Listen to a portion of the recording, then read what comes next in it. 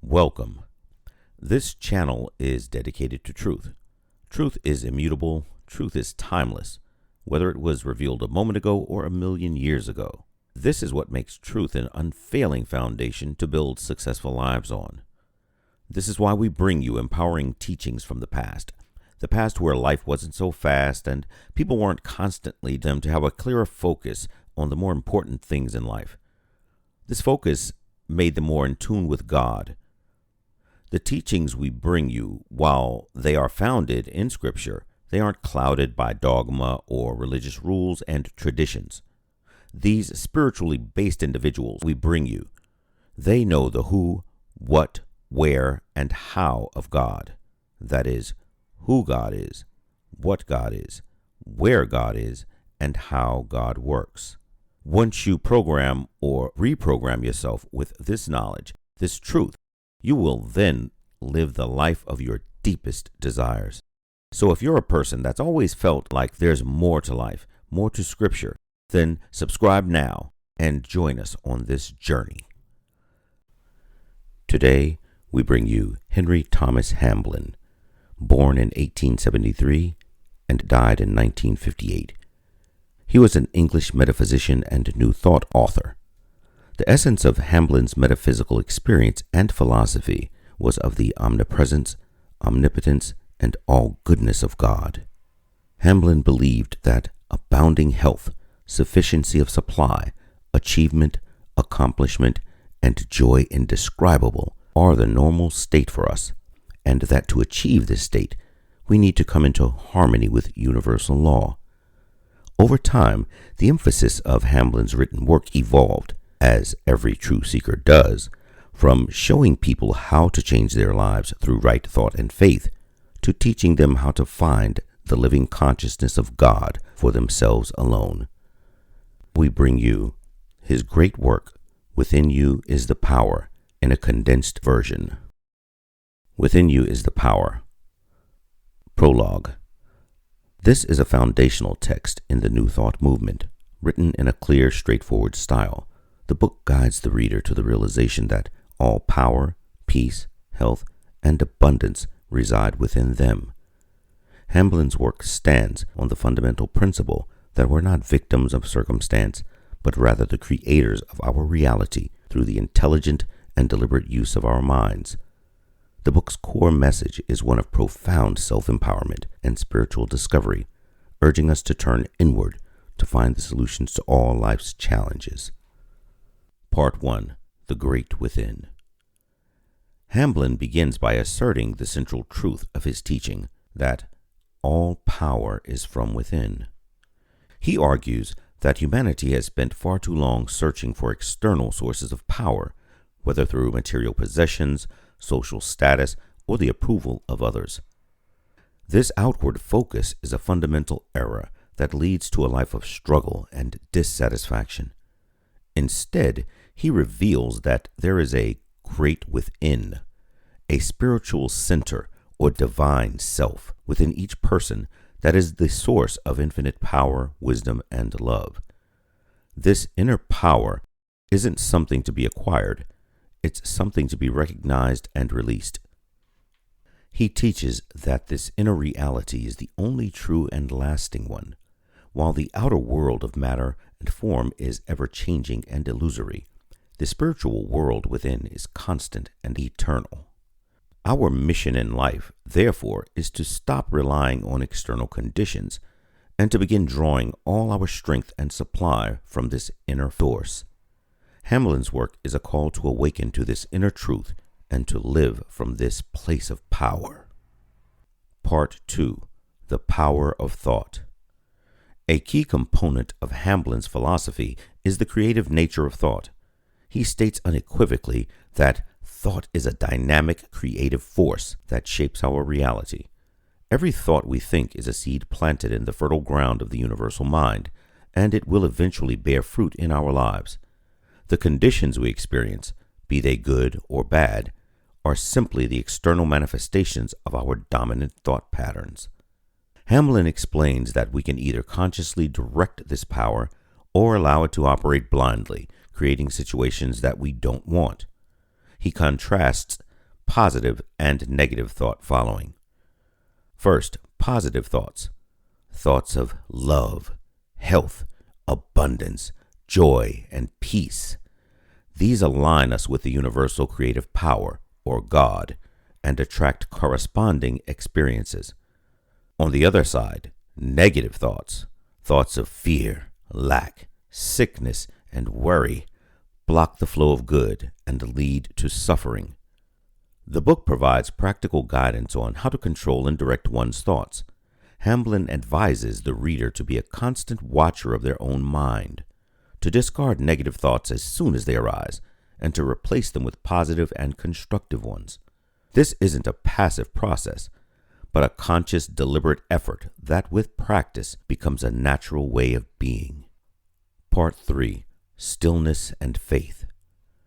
Hamblin places immense importance on the practice of stillness. He defines this as the act of quieting the conscious mind and its endless stream of thoughts to connect with the inner spiritual reality. In this state of inner peace, a person can receive divine inspiration, guidance, and intuitive direction. He explains that answers to life's most complex problems aren't found through strenuous effort or intellectual struggle, but by turning inward and listening to that still, small voice. This stillness is also the foundation for true faith. Hamblin differentiates between a hesitant hope and a firm, unwavering knowing. True faith isn't a blind belief in something that isn't yet real. It's a profound conviction that what you want is already complete on the spiritual plane. It's a state of mind that says, I know it's done. This kind of faith allows the subconscious mind to act without resistance, bringing the desired outcome into the physical world. Hamblin urges readers to set aside time every day for quiet contemplation and meditation. This practice isn't an escape from the world, but a powerful means of charging oneself with spiritual energy and aligning with the creative laws of the universe, or God. Part 4. The Mind and its Functions. In this section, Hamblin elaborates on the mechanics of the mind. While he doesn't use the exact same terminology as others in his field, his concepts are similar. For example, the three-part mind. The conscious mind. This is the reasoning, analytical part of the mind. Its role is to choose which thoughts to entertain and which to reject. It's the gardener who plants the seeds into the subconscious mind. This is the fertile ground where thoughts take root and grow. It has no power of its own to choose or reason. It simply accepts whatever is impressed on it and then works tirelessly to manifest it. This is why it's so crucial to control the thoughts you allow to be planted in your mind. And last, but definitely not least, the superconscious mind. This is the God mind, which Hamblin termed the great within. This is the divine mind, the source of all perfect ideas. It's an inexhaustible reservoir of health, wisdom, peace, love, and abundance. Hamblin's teachings make it clear that the suffering and lack we experience aren't divine punishment, but rather the natural result of planting undesirable seeds in our subconscious mind. The key to changing your life is to deliberately feed the subconscious mind with positive, life-affirming thoughts until those thoughts become the new dominant reality. Part 5. Living in Harmony with the Law. Hamblin teaches that the universe is governed by immutable laws, and our happiness and success depend on our ability to live in harmony with these laws. This means aligning our thoughts, feelings, and actions with the principles of love, truth, and goodness. He emphasizes that if you are experiencing discord or pain in your life, it's a sign that you're out of alignment with the divine plan. He gives practical examples following of how to achieve this harmony. Practice these. Love. Love is the highest law. By cultivating an attitude of love and goodwill towards all, you dissolve negative conditions and attract a harmonious reality. Truth. Living in the truth means being honest with yourself about your thoughts and feelings. It also means recognizing the spiritual truth that you are a child of God, filled with limitless potential. Giving. The law of giving and receiving is central to Hamblin's teachings.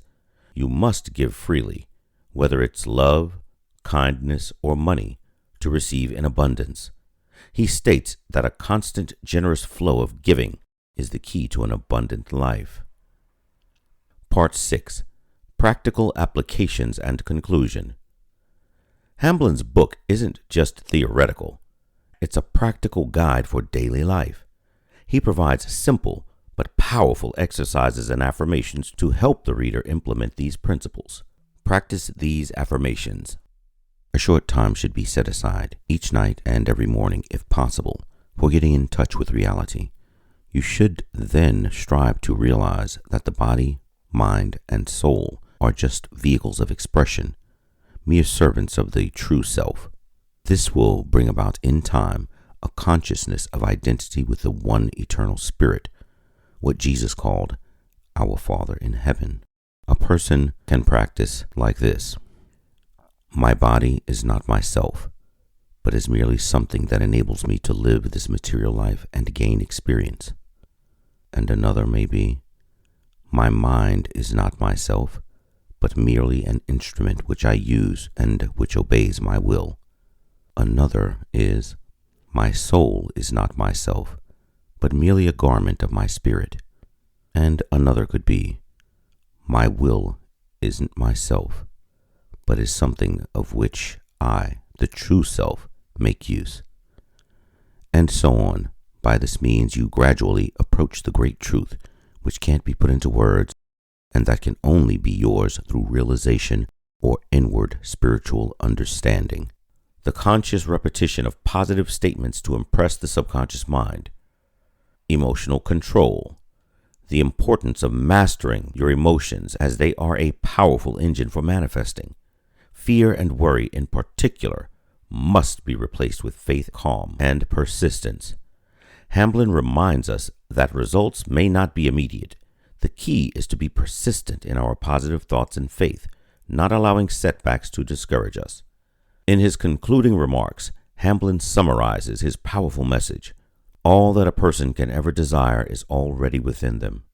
The journey to a life of health, prosperity, love, and peace isn't a difficult external quest, but a simple process of turning inward, connecting with the divine power within, and living in conscious harmony with the great laws of God.